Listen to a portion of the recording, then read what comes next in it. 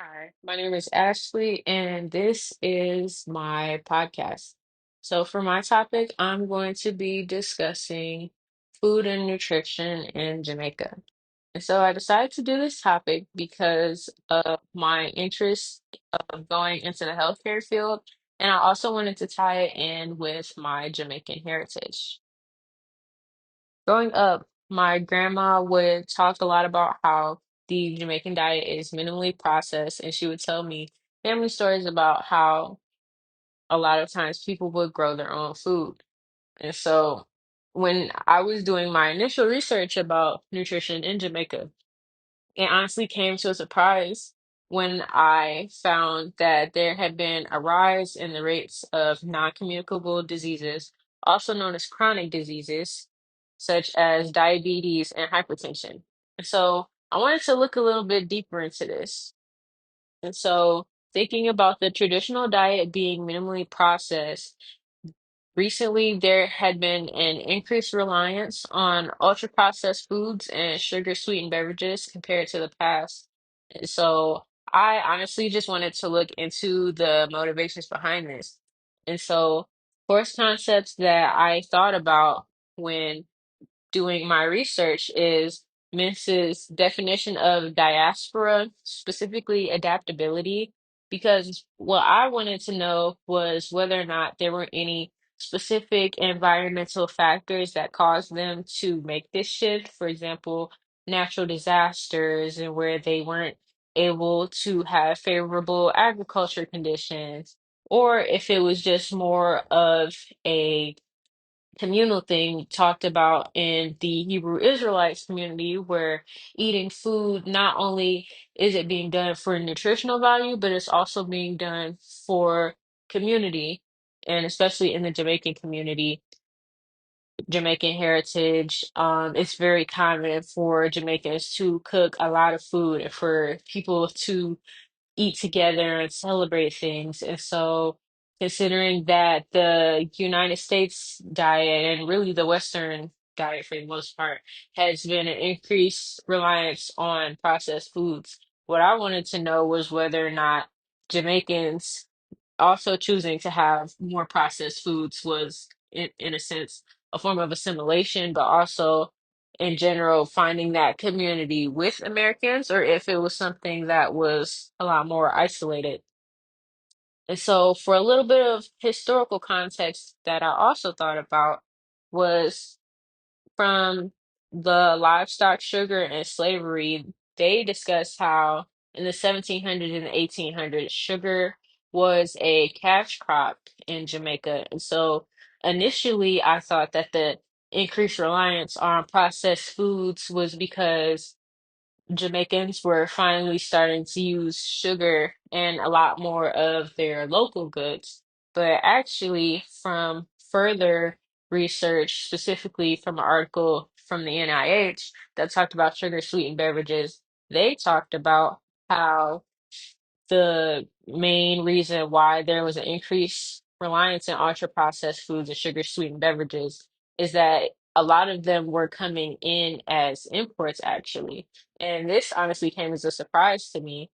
But then when I was also looking at another article coming from the NIH that talked about the cost factor of this, it talked about how a lot of times the incoming imports of these processed foods were a lot of times more affordable. And so, really more affordable than the foods that were homegrown. And because of this, it honestly made it a little bit less of an incentive for people to grow their own food because if the foods that are coming in cost less, even if it's straying away from their more traditional diet, then ultimately affordability is what pretty much trumps wanting to have a nutritious diet. And so that's something that I definitely want to keep in mind.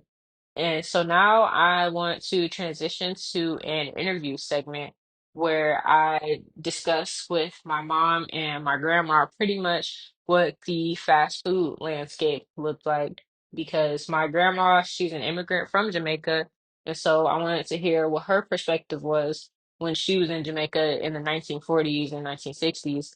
and I wanted to discuss with my mom the times that she visited Jamaica because she was born in the US, but she's been to Jamaica a few times. And so I just wanted to get a little bit of a baseline and pretty much just establish how the fast food landscape has changed over time in Jamaica and how this also kind of ties into fast foods and processed foods and sugar sweetened beverages and just in general the rise of chronic diseases in Jamaica. All right, Nana. So, when you were growing up in Jamaica, were there a lot of like fast food places? No, it wasn't.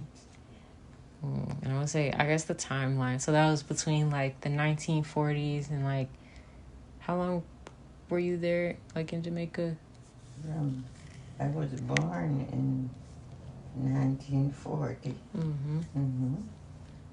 Until when I left there, it was 67. 1967. Okay. So like Mm-hmm. between the 40s and 60s. Mm-hmm. And so you said that it wasn't like as many fast food places. No, it wasn't. And we always have fresh food every day. Fresh food every single day. Leftover, all fresh food. They cook fresh food every day. What were some of the things that they cooked? Well, we used to, like for breakfast, we would have um, chocolate, chocolate tea. Chocolate tea. Tea mostly, and we would have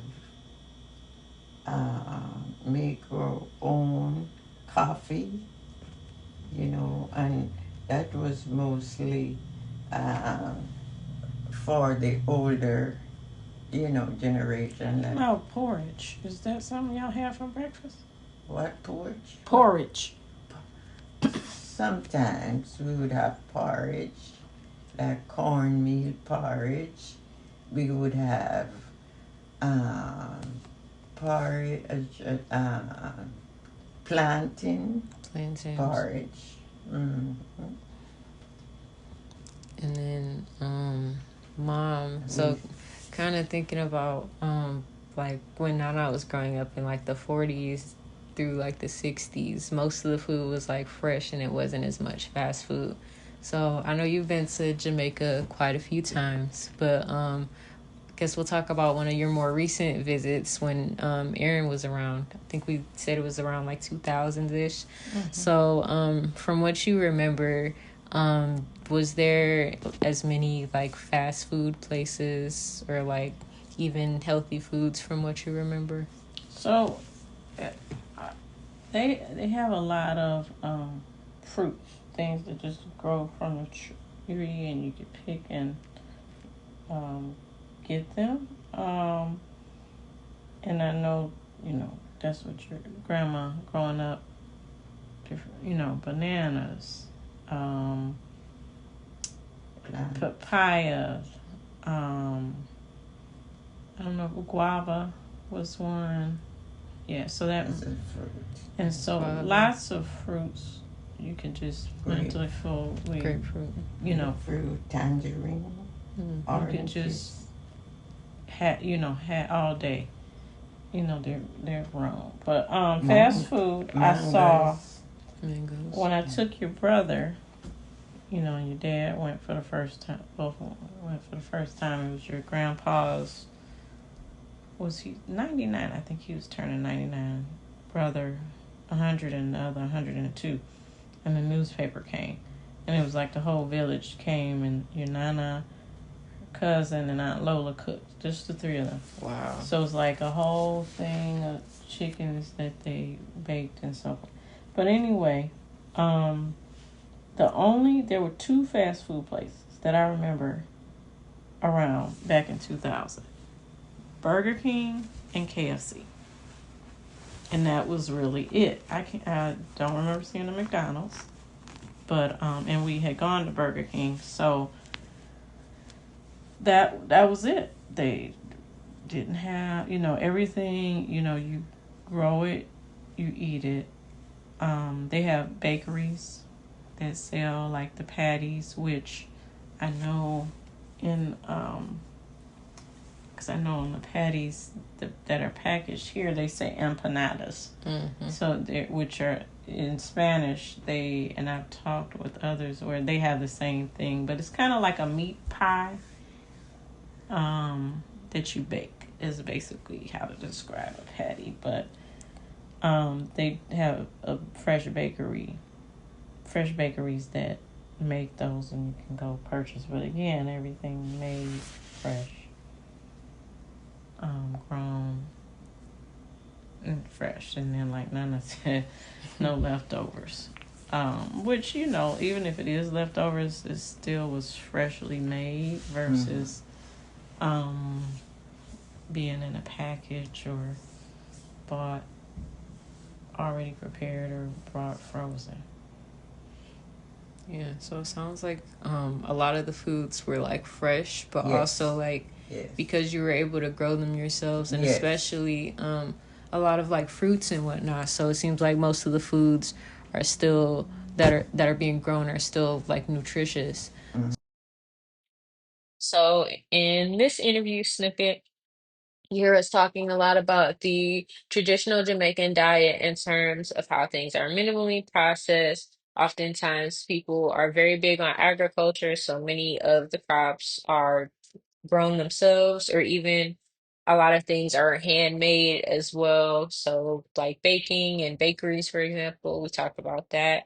And so, one thing that this made me think a lot about was Ashanti Reese's concept of self-reliance, and how, in general, I feel like self-reliance definitely is something that can help countries to become more sustainable in terms of having a much more stable economy post-colonially. Because thinking about Jamaica, they officially were freed from the British in the 1960s. And so now they're working on trying to stabilize their economy.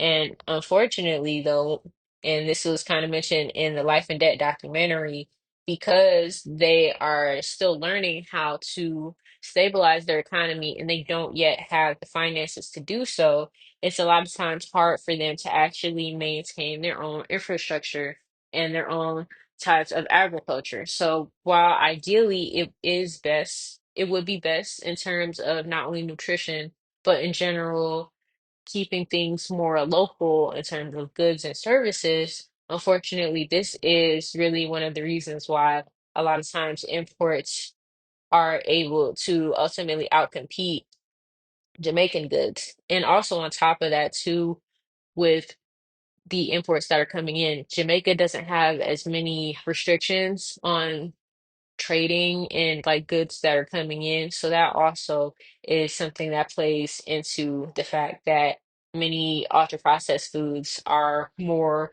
readily available and more affordable for Jamaican residents. Another thing that I also wanted to talk about in terms of just cultural relevance and nutrition as well in Jamaica is that I initially thought that the main type of culturally relevant but still nutritious cuisine was the Ital cuisine. And so just a little bit about the Ital cuisine.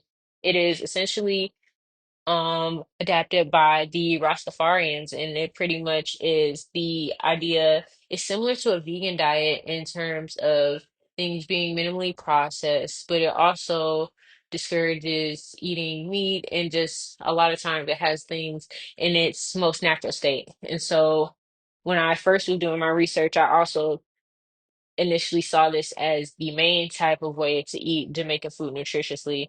But then through more research and also through my next interview segment coming up, I realized that Jamaican foods in general, because they always, regardless of whether it's Ital cuisine or if it's just traditional Jamaican cuisine, either way, it's minimally processed and encourages things that are like homegrown and natural. And so you're going to hear in this interview snippet pretty much where I identify some specific Jamaican foods in addition to the foods mentioned in the first podcast snippet, where we pretty much talk about what are some nutritious Jamaican foods, but also what are some of the specific macronutrients that we can obtain by eating these foods.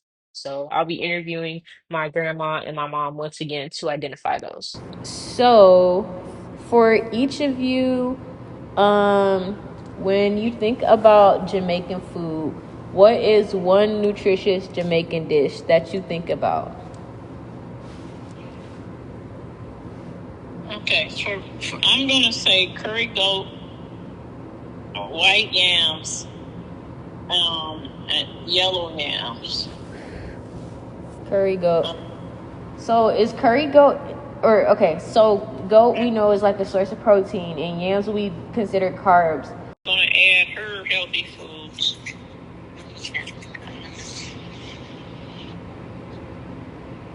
What did you say, Mom? You were saying red snapper and what else? Red snapper, callaloo.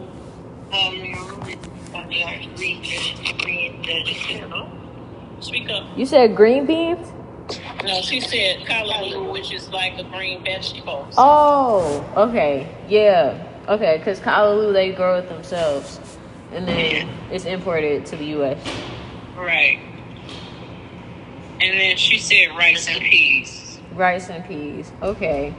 And then she was talking about the other fruits that are grown, like mangoes, bananas, and guavas. Mm-hmm. So, in the second interview portion, essentially you hear us talking a bit more about different nutrients found within food, such as curry goat and callaloo, along with yams. So, getting into carbs, protein, iron, so macronutrients and also micronutrients as well. So, those are just a couple connections that I wanted to make.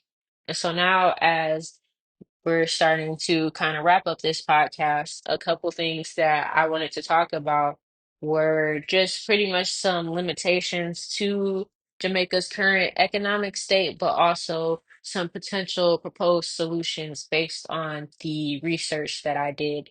And so the first one that I wanted to kind of talk about was the IMF working paper. And so essentially, since Jamaica has been working with IMF, the World Bank, to kind of borrow money and somewhat help their economic situation. One thing that the working paper kind of talked about was the fact that because Jamaica is in a situation where they have acquired a lot of debt, it's pretty hard for them to be productive in terms of being profitable with agriculture. But then also, a point that was brought up in the Life and Debt documentary is that the amount of funds that were being allocated for Jamaica to receive as loans weren't necessarily enough for them to be able to sustain themselves long term. And that's kind of why, going back to Ashanti Reese's point of self-reliance, why self-reliance is, even though it's something that's hard to do, it potentially could be the better option, or either self-reliance paired with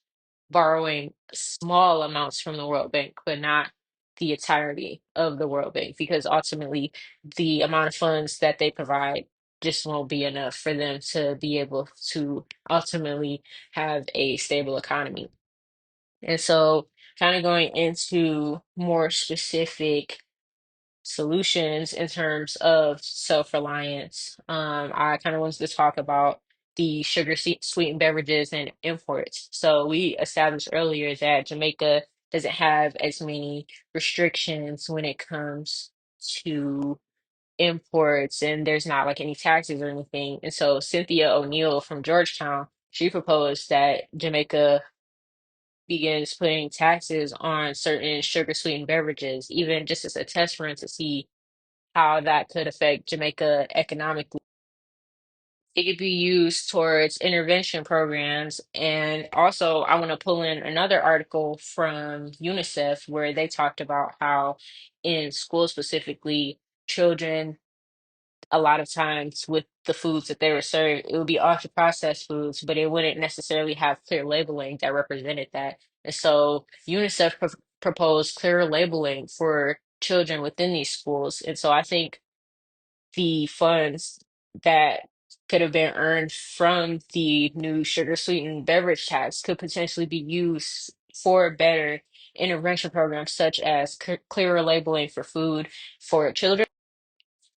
but also in general, nutrition programs that can educate the general public. Another strategy that was talked about in an article about remittances was essentially family members from the US, Canada, UK, etc. In general, more well-off and developed nations providing funds for people in Jamaica, more specifically people who are farmers and already have their own source of income so that the remittances could serve as a supplementary income rather than it being their sole source of income. And so this also was talked about in the Road to Sustained Growth article as a way to pretty much help combat poverty. And so the last thing that I wanted to bring up in terms of limitations, but also things to keep in mind as well, is that affordability is the number one barrier, but it's definitely not the only barrier. In an article by the Pan American Health Association, they talked about how another barrier outside of affordability is not necessarily having enough time to prepare the food. And so when we go about nutrition in the context of global health, one thing that we should also keep in mind is the amount of time that it takes to cook the food. And so, in addition to creating programs that educate people about nutrition, another potential solution could be either cooking classes or even potentially helping people to either fund their own private chefs or just create programs that teach people simpler dishes that don't require as much time, but they're still able to be culturally relevant in terms of Jamaican dishes, but also not take a whole lot of time to prepare.